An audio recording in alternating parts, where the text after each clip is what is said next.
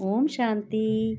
आइए सुनते हैं 1 जनवरी 2025 की शिव बाबा की ज्ञान मुरली और ईश्वरीय महावाक्य। आज परमपिता परमात्मा शिव बाबा ने कहा, मेरे मीठे बच्चों, प्यारे बच्चों।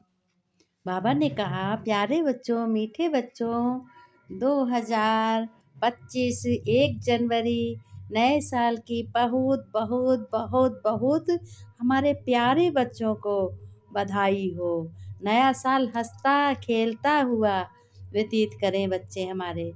महसूस करें कि हमको भगवान पालना झुला रहे हैं और हमारा सारा काम भगवान स्वयं परम पिता कर रहा है, बाबा कर रहा है। तो बहुत खुशी होनी चाहिए बच्चों।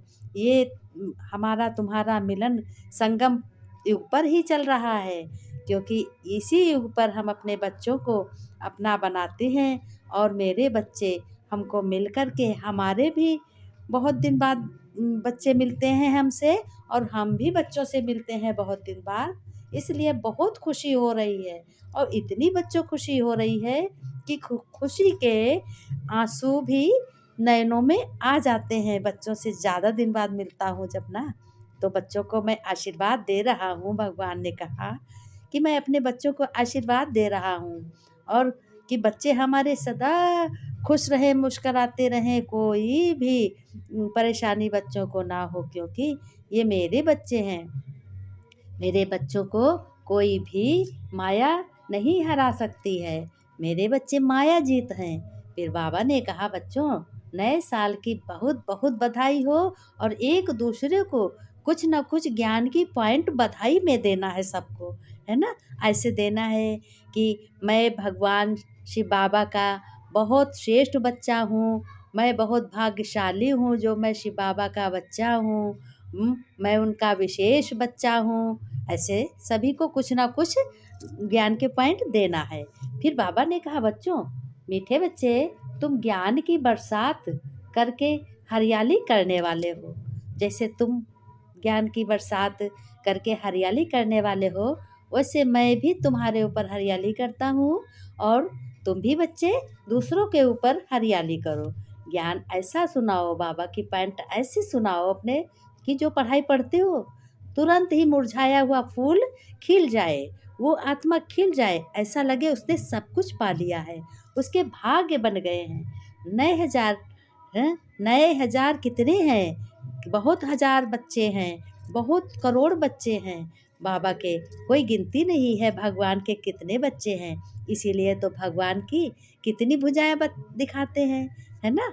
तो भगवान की तो एको भुजाएं नहीं है, लेकिन भगवान के बच्चों की सारी भुजाएं दिखाते हैं भगवान के साथ में। बाबा ने कहा, मीठे बच्चे, तुम्हें बहुत हरियाली, बहुत खुश मुस्कुराते हुए सबको बधाई देनी है और ज्ञान की पॉइंट सुनानी है।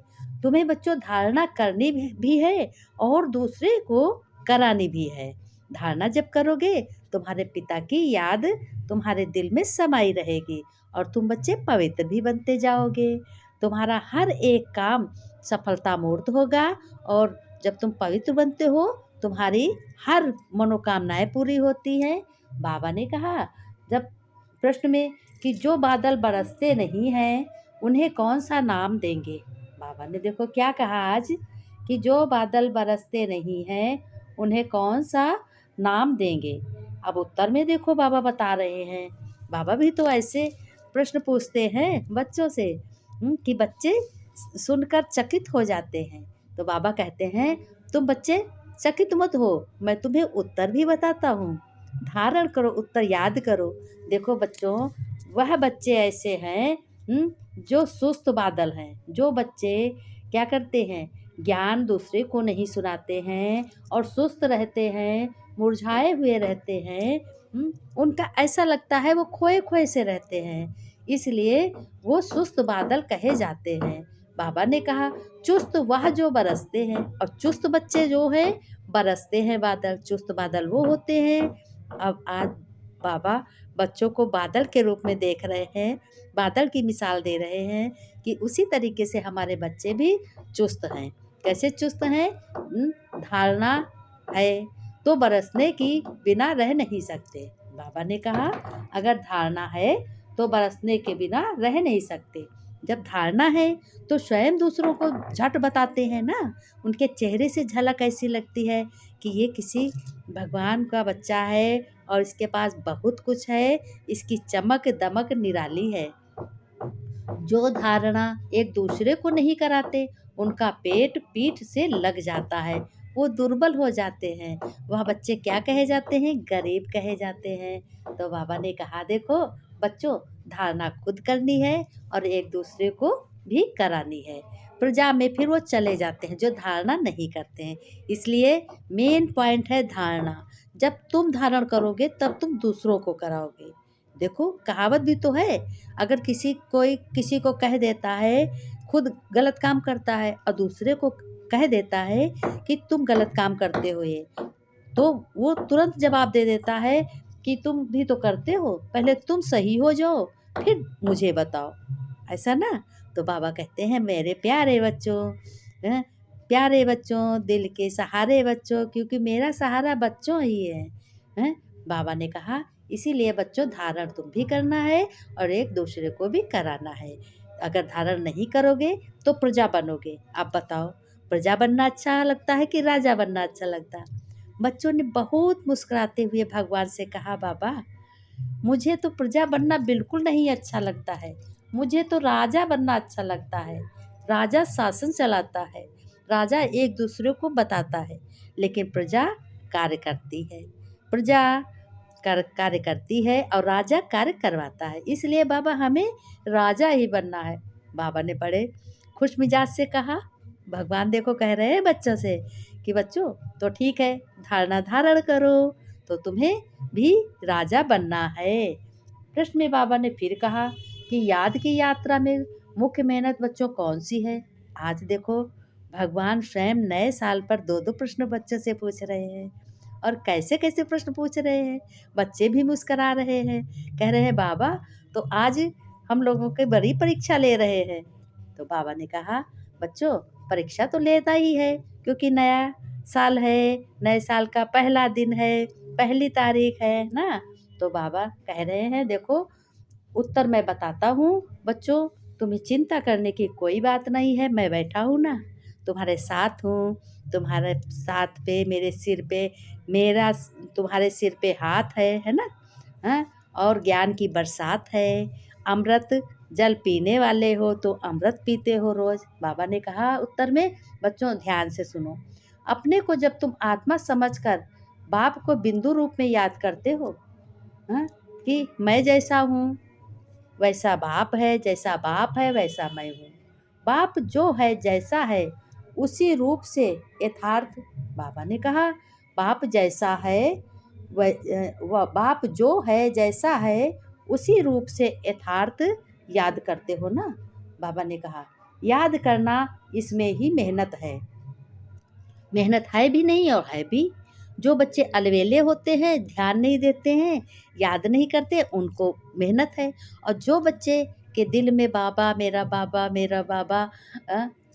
रहता है, मन में कुछ भी कर्म करते हैं तो उनके मन में रहता है मेरा बाबा करा रहा है सब काम, मुझसे कितने अच्छे से करा रहा है अपने बच्चों से। तो उनको कोई याद करने की मेहनत नहीं पड़ती है। उनको तो स्वयं उनके मन में रहता है जैसा बाप है बिंदु वैसा मैं भी बिंदु हूँ। मैं आत्मा हूँ, बाप परमात्मा है शिव बाबा, है ना, वो जगत का पिता है। उस वही तो सबसे बड़ा है, बाबा सबसे बड़ा है, झोली वाला है, लेकिन झोली सबकी भरता है, सबको अमृत पिलाता है ना। तो बाबा ने कहा जो पिया के साथ है उसके साथ क्या है? ज्ञान बरसात है? फिर बाबा ने कहा ओम शांति बच्चों, जैसे सागर के ऊपर में बादल है तो बादलों का बाप हुआ सागर। जो बादल सागर के साथ हैं उनके लिए ही बरसात है। बाबा ज्ञान का सागर है। वह बादल भी कैसे होते हैं? बाबा ने कहा वह बादल भी पानी भरकर फिर बरसते हैं। तुम भी सागर के पास आते हो अपने बाबा शिव बाबा के पास, वो क्या है? वो ज्ञान का सागर है।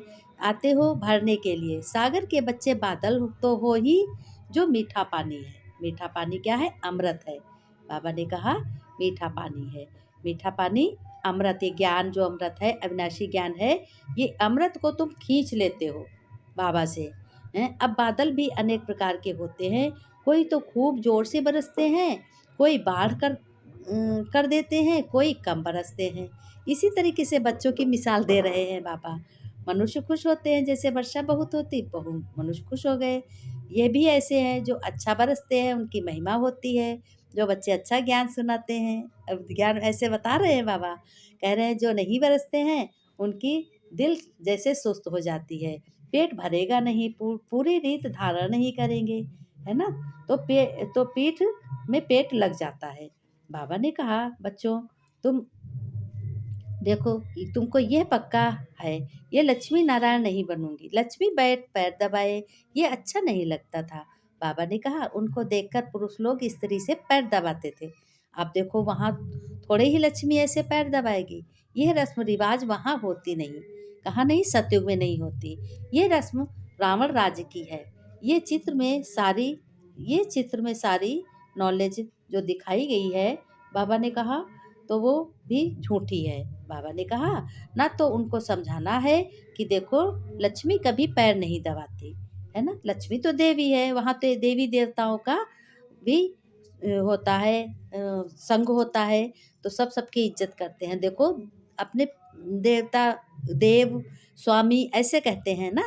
और ये सब शरीर के रिश्ते जो होते हैं, संबंध होते हैं, इसमें पैर भी दबाती हैं। इसमें सब कहते हैं पति, साजन, बालम ऐसे कहते हैं। लेकिन सतयुग में कोई भी अपनी पत्नी को पत्नी नहीं कहता है, क्या कहता है, देवी।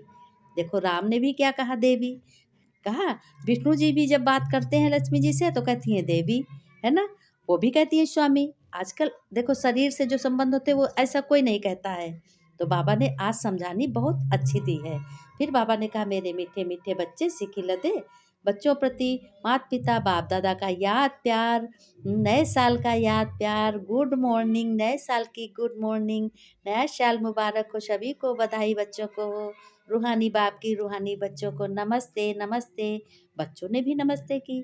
बाबा हम रूहानी बच्चों की, रूहानी बाप दादा को याद प्यार नमस्ते, नए साल की नमस्ते, बहुत बहुत बाबा बधाई हो, बहुत बहुत बधाई हो, मुबारकबाद बच्चे भी दे रहे हैं ना। कोई बच्चे कह रहे हैं हैप्पी न्यू ईयर बाबा, मीठे बाबा, प्यारे बाबा। कोई कह रहे हैं नए साल की बहुत बहुत बधाई। सब तरीके से बच्चे कह रहे हैं। बाबा ने धारणा में बताया, बच्चों स्वच्छ बुद्धि बन वंडरफुल ज्ञान को धारण करके कैसा बनना है, बाप के समान बनना है, मास्टर ज्ञान सागर बनना है। फिर नॉलेज से सर्वगुण स्वयं में धारण करने हैं। ये किसने कहा, ये बाबा शिव बाबा ने कहा है। फिर कहा जैसे बाबा ने तन मन धन सर्विस में लगाया, सरेंडर हुए, ऐसे बाप समान अपना सब कुछ ईश्वरी सेवा में सफल करना है। सदा रिफ्रेश रहने के लिए एम ऑब्जेक्ट का चित्र साथ में रखना है। एम ऑब्जेक्ट क्या है, लक्ष्मी नारायण जैसा। फिर बाबा ने कहा एक रस, इस वरदान में कहा एक रस स्थित द्वारा सदा एक बाप को याद करने वाले, फॉलो करने वाले प्रसन्न चित्त भाव, प्रसन्न रहो बच्चों हमेशा। बाबा ने विस्तार में कहा जैसे आप बच्चों के लिए ब्रह्मा बाप की जीवन एक्यूरेट कंप्यूटर है। फिर बाबा ने कहा जैसे आजकल कंप्यूटर द्वारा हर एक प्रश्न का उत्तर पूछते हैं, ऐसे मन में जब भी कोई प्रश्न उठता है तो क्या, क्यों, कैसे के बजाय तुरंत ब्रह्मा बाप के जीवन रूपी कंप्यूटर से देखो। क्या और कैसे का क्वेश्चन ऐसे में बदलने के बजाय प्रश्न चित्त के बजाय प्रसन्न चित्त बन जाओ, प्रसन्न हो जाओ कि ब्रह्मा बाबा ने कितना किया, ब्रह्मा दादा ने, और प्रसन्न चित्त और एक रस स्थित में एक बाप को फॉलो करो। बाबा ने कहा एक बाप को फॉलो करो तो तुम प्रसन्न रहोगे और तुम्हारे में खुशी रहेगी कि देखो बाबा ने जैसा किया वैसा हम भी कर रहे हैं। भगवान की श्रीमत पर चलो। भगवान का क्या है, भगवान को मानो नहीं, अब तो तुम्हें भगवान की माननी है, श्रीमत माननी है ना। तो भगवान कहते हैं, शिव बाबा कहते हैं आत्मिक शक्ति के आधार पर सदा स्वस्थ रहने का अनुभव करो, अपने को आत्मा समझो और खूब स्वस्थ रहो। फिर बाबा ने विशेष बातें कही हैं कि सभी ब्रह्मावत्स 1 जनवरी से 31 जनवरी 2025 तक विशेष अंतर्मुखता की गुफा में बैठकर योग तपस्या करते हुए पूरे विश्व को अपनी शक्तिशाली मनसा द्वारा विशेष प्रकाश देने की सेवा करनी और करानी है। इसी लक्ष्य से तुम आगे बढ़ोगे। हर साल तुम्हारी भी जय जयकार होगी। तुम भी बच्चे इस मास के पत्र पुष्प में जो अव्यक्त इशारे भेजे गए हैं, अव्यक्त इशारे जो बाबा इशारे देते हैं ना, पूरे जनवरी मास में मुरली भी देखो, पॉइंट में विशेष मनन चिंतन अपने अपने मन में करते रहो, मनसा सेवा करो कि पूरे विश्व में कल्याण हो, विश्व की आत्माओं का कल्याण हो, विश्व की आत्माएं शांत हों, उनको शांति मिले। बहुत आत्माएं तड़प रही हैं ना, इसलिए बाबा ने कहा ये विशेष काम तुम लोगों का है, सभी लोग मनसा से करना। फिर बाबा ने कहा तुम शांति दूत के बच्चे नहीं हो, तुम बच्चे हो, तुम्हें सबको शांति देनी, सदा अपने को शांति दूत समझ कर चलो। जो स्वयं शांत स्वरूप और शक्तिशाली बच्चे हैं तो वो विशेष दिन नया साल पे सभी को शांतिपूर्वक की शक्ति देंगे। बाबा ने कहा जो बुराई किसी के है सब छोड़ दो पुराने साल में, और नए साल में खुशियाँ से रहो, खुशी से रहो, सबको